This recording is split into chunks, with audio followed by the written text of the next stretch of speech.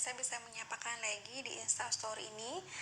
Kali ini saya mau ngebahas lagi tentang persiapan INSEM IVF ya, yang akan mulai lagi di akhir tahun ini, Oktober, November, Desember, yang dimana kalian sudah mempersiapkannya jauh-jauh hari. Bahkan ada yang mulai dari yang akan mulai di Januari, persiapannya sudah dari sekarang ya.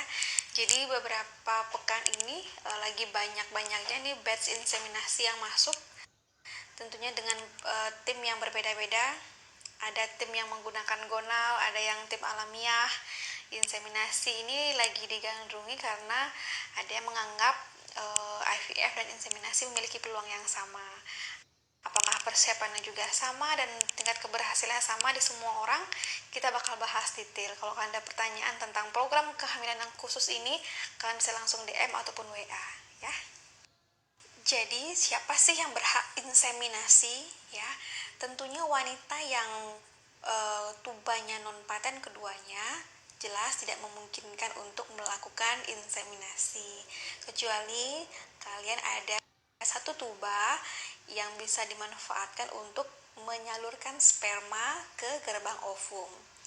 Nah, jadi buat kalian yang tubanya saat ini non-paten keduanya atau non-paten bilateral, entah itu karena sudah dipotong akibat laparoskopi ataupun ada yang tersumbat karena hidrosalping saat ini, jadi kalian jangan kecewa, kalian bisa mempersiapkan diri dengan program kehamilan lainnya. Nah, buat yang masih ada kesempatan nih, masih punya tuba sehat, kemudian sel telurnya juga ada, hormon balance, ternyata kepentingan inseminasinya adalah karena suami yang spermanya tidak mencapai 10%. Jadi poin pada keberhasilan inseminasi itu tidak dilihat hanya dari besarnya ovum saja.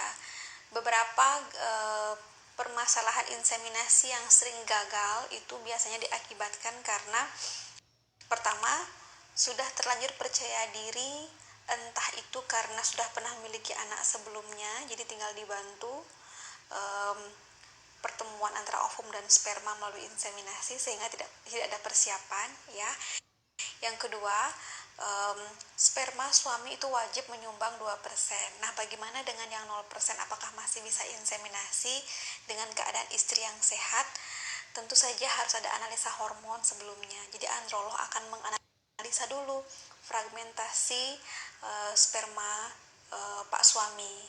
Kalau memang masih ada, tentu saya masih bisa memungkinkan yang di bawah 2%.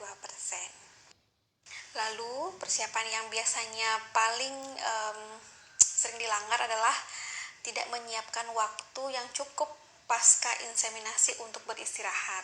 Jadi beberapa tim, tidak semua tim itu ada yang menggunakan gonal. Gonal ini merupakan injeksi untuk merangsang hormon estradiol kalian supaya sel telur ini besar. Nah, tentunya pasca gonal itu tubuh akan memberikan respon interaksi terhadap obat, sehingga penting banget buat kalian istirahat. Jadi ada dokter yang biasanya menyuruhkan untuk berhubungan kembali pasca insem, ada yang tidak memerlukan lagi hubungan pasca insem. Tapi tentunya yang paling dibutuhkan adalah istirahat pasca inseminasi. Jadi tidak berkegiatan seperti biasa. Bila perlu